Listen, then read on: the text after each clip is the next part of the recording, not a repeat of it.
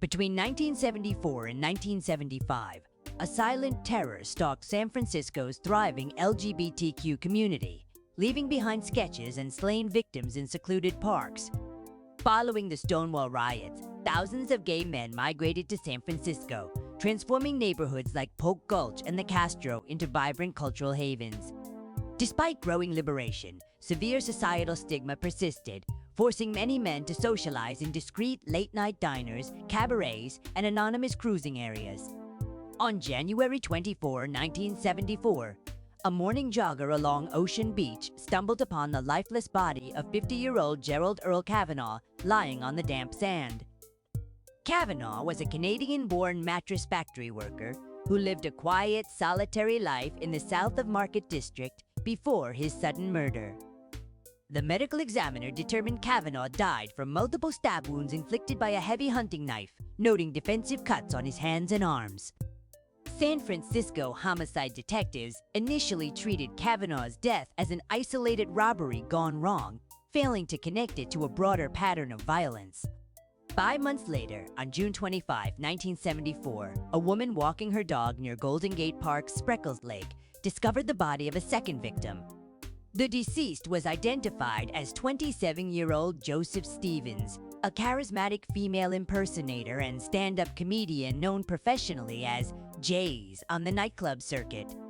Witnesses reported seeing Stevens leaving a North Beach club the previous evening, accompanied by a young, artistically dressed man carrying a sketch pad. Forensic analysis of Stevens revealed identical stabbing patterns to Kavanaugh, confirming investigators were now dealing with a calculated serial predator targeting gay men. Just 12 days later, on July 7, 1974, beachgoers at Ocean Beach found the brutally slashed body of a third victim hidden near the seawall. The victim was 31-year-old Klaus Christmann, a German-born chef and married father of two who resided in the Richmond district with his family. Christmann was discovered wearing theatrical makeup and carrying a tube of concealer, exposing a clandestine personal life entirely unknown to his wife and children.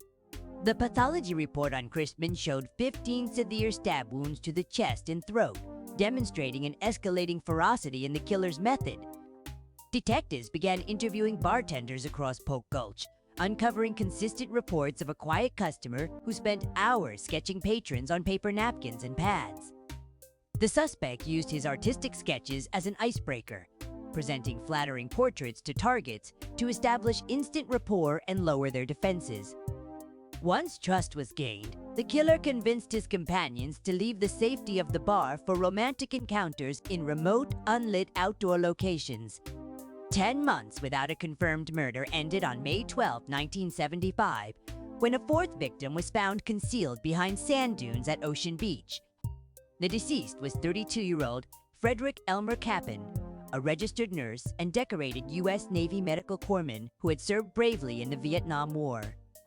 Capon's athletic build resulted in a violent defensive battle. Forensic evidence proved he fought his attacker across 20 yards of sand before succumbing.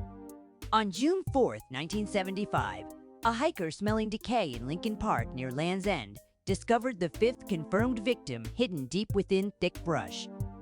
The victim was 66-year-old Harold Gullberg, a Swedish immigrant and merchant marine sailor whose body had remained undiscovered in the foliage for 2 weeks.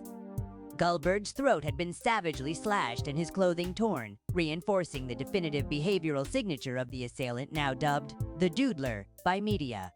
Investigators traced Gullberg's final movements to the Truck Stop, a popular all-night diner on Market Street frequented by bohemian artists and gay clientele.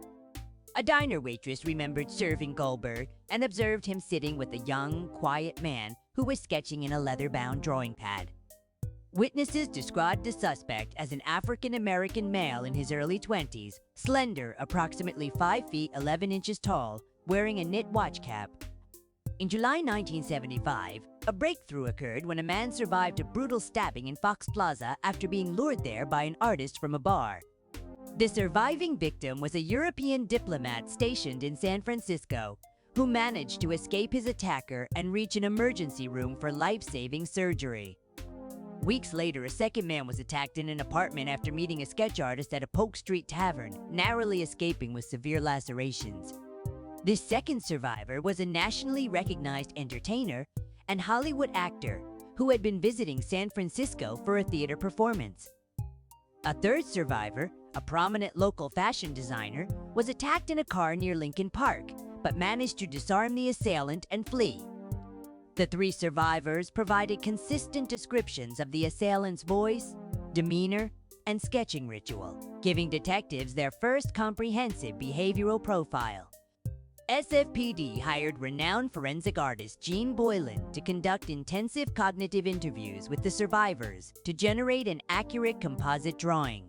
Boylan produced the now infamous sketch, a youthful man with defined cheekbones, a thin mustache, and a heavy knit cap pulled low over his forehead. In November 1975, police distributed thousands of sketch flyers across bars, bathhouses, and diners, putting the entire city on high alert.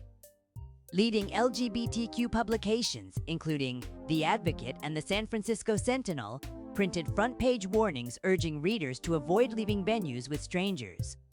In response to the terror, gay community activists organized volunteer street patrols, walking Polk Street and the Castro with whistles and flashlights.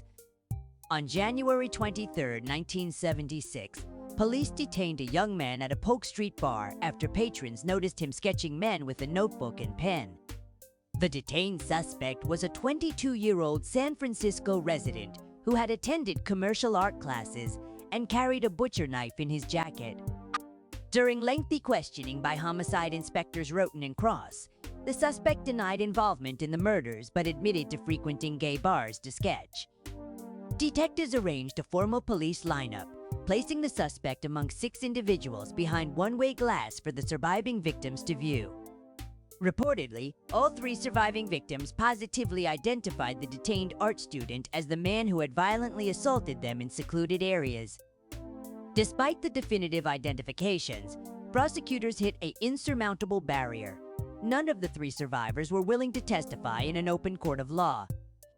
In 1976, testifying openly meant being exposed as gay in the media, risking career destruction, social ostracization, and family rejection. The diplomat feared that public exposure of his sexuality would cause an international scandal and lead to immediate termination by his home government. The Hollywood entertainer believed that appearing as a victim of a gay serial killer would permanently destroy his mainstream acting career and box office appeal. Similarly, the prominent fashion designer refused to sign a criminal complaint, telling detectives that public scandal would ruin his established fashion label. The killer had effectively weaponized society's homophobia against his victims, knowing their fear of public exposure would shield him from criminal prosecution. Without cooperative witnesses willing to take the stand, the San Francisco district attorney was forced to decline filing formal murder charges. The prime suspect was released from custody without charges and returned to his San Francisco home, leaving detectives frustrated and powerless. With the suspect released and leads exhausted, the active investigation stalled, and the case of the Doodler officially turned cold. Following the 1976 detention, the documented Doodler murders abruptly ceased, leading investigators to debate whether the suspect was frightened into inactivity. The case received limited national media coverage, quickly overshadowed by the Zodiac Killer legacy and the ongoing zebra murders terrorizing the Bay Area. By the early 1980s, the devastating AIDS crisis struck San Francisco, shifting community priorities from unsolved crimes to immediate medical survival. Tragically, over the subsequent decades, 2 of the surviving Doodler victims and several original investigators passed away before justice could be served. Cold case detectives now suspect the Doodler may have killed up to 16 men, linking several unsolved 1970s stabbings across California to his signature. In April 1975, attorney Warren Andrews was found bludgeoned with a rock at Land's End. He died weeks later and is considered a likely victim. In September 2018, the San Francisco Police Department officially reopened the Doodler investigation, assigning dedicated cold case Inspector Dan Tolan to the files. Investigators began submitting preserved DNA samples, fingerprints, and hair fibers collected from the 1970s crime scenes to advanced modern crime laboratories. On the 45th anniversary of the first murder, SFPD released a new age-progressed sketch showing what the suspect would look like in his late 60s. To incentivize reluctant witnesses, police announced a $100,000 reward for verifiable information, leading to the identification and arrest of the Doodler. Police confirmed that the original 1976 art student suspect is still alive and residing in the San Francisco Bay Area, remaining the primary focus. When approached by cold case detectives in recent years, the prime suspect reportedly declined to answer questions or provide a DNA reference sample. Inspector Tolan publicly appealed for the sole remaining surviving victim from the 1970s attacks to come forward and provide definitive courtroom testimony. In 2021, investigative journalist St. John Smith launched a comprehensive podcast series that uncovered forgotten police documents and brought renewed attention to the case. Journalists and researchers uncovered strong links to the 1975 murder of gay rights activist Rodney Aft, whose throat was slashed near Golden Gate Park. Law enforcement continues to withhold the prime suspect's name from the public to avoid compromising potential future witness identifications and legal proceedings. Criminologists believe the Doodler suffered from severe internalized homophobia, lashing out violently after engaging in romantic or sexual interactions with his victims. Unlike the Zodiac killer who craved media attention through letters, the Doodler operated in absolute silence, seeking only personal gratification from his attacks. The tragedy of the Doodler case highlights how legal and social prejudice in the 1970s directly impeded justice for LGBTQ victims of violent crime. Detectives are currently attempting to extract nuclear DNA from original evidence items to utilize investigative genetic genealogy techniques used in the Golden State Killer case. Investigators continue to appeal to vintage book collectors and flea market vendors to report any 1970s sketchbooks containing drawings of men in bars. While the survivor's silence delayed prosecution, historians note their fear was a rational survival response to an era of intense social institutional hostility. Kavanaugh is remembered by surviving relatives in Canada as a hard-working, gentle man whose life was cruelly cut short on a cold beach. Stevens' vibrant contributions to San Francisco's early drag and cabaret culture are still celebrated by veteran performers who survived the difficult 1970s era.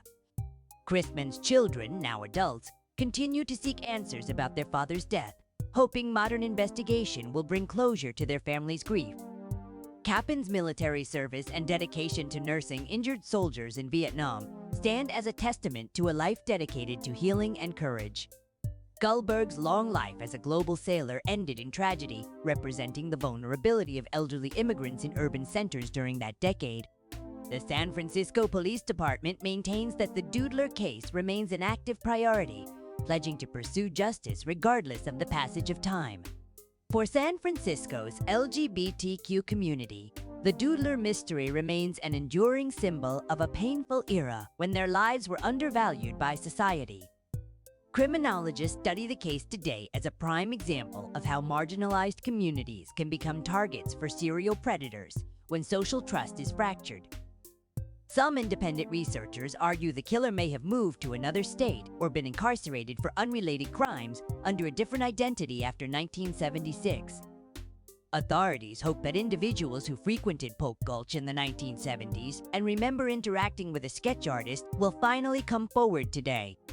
Art historians who reviewed the descriptions note that the killer used rapid, confident charcoal strokes, indicating formal artistic training or architectural drafting experience. The Market Street Diner served as a crucial crossroad where the killer found victims who were intoxicated, lonely, or seeking late-night companionship. The dense fog, crashing surf, and unlit sand dunes of Ocean Beach provided the assailant with natural sound masking and total visual concealment. Medical examiners concluded that the weapon used across the attacks was likely a military-issue combat knife or a heavy-duty hunting blade with a guard. Before the Castro became the city's primary gay epicenter, Polk Gulch was the busy corridor where the Doodler silently hunted his prey. The murders permanently altered the trusting atmosphere of San Francisco's taverns, prompting patrons to become vigilant and suspicious of overly friendly strangers. Boylan's sketch was groundbreaking, because she used psychological relaxation techniques rather than standard police catalogs, resulting in an exceptionally accurate facial depict. Police records confirm that the 1976 suspect had studied commercial design at a local vocational college, matching the behavioral profile developed by detectives. During his interrogation, the suspect offered inconsistent alibis for the nights of the murders, claiming he was either sleeping or sketching alone. Due to strict legal standards and the lack of a formal complaining witness, judges refused to issue search warrants for the suspect's residence. Lead Inspector Roten openly expressed his frustration to reporters, stating that detectives knew the killer's identity but were legally powerless to make an arrest. Detectives believe the killer retained his sketchbooks as trophies, meaning dozens of portraits of 1970s San Francisco men may still exist in storage. The election of Harvey Milk in 1977 brought renewed empowerment to the community, helping to gradually dismantle the fear that protected the Doodler. Modern investigators face immense challenges as physical evidence degrades over time and memories of 50-year-old events inevitably fade among surviving witnesses. If sufficient biological material can be recovered from the victim's clothing, forensic genealogists believe they can definitively identify the Doodler within weeks. Now an elderly man in his 70s, the prime suspect continues to live a quiet, unremarkable life in the Bay Area, avoiding all publicity. Media critics note that mainstream 1970s newspapers relegated the murders to short back-page articles, reflecting the pervasive bias of the journalism era. In contrast, local gay newspaper the San Francisco Sentinel dedicated extensive resources to investigating the crimes, keeping the victims' memories alive. The physical document that could have sent the suspect to trial remains in police archives, a standard complaint form lacking only a witness signature. Following the police lineup, the European diplomat quietly resigned from his post and returned to Europe to avoid any possibility of a courtroom subpoena. The Hollywood entertainer continued his successful acting career for decades, carrying the secret of his survival until his death in the early 2000s. Friends of the fashion designer revealed later that the attack left him with lifelong anxiety and a permanent distrust of strangers until his passing. Detectives speculate that numerous non-fatal assaults by the Doodler went entirely unreported due to victims wishing to avoid police contact during that era. The killer's signature navy watch cap allowed him to conceal his facial features and hair from bar surveillance and casual witnesses in dark venues.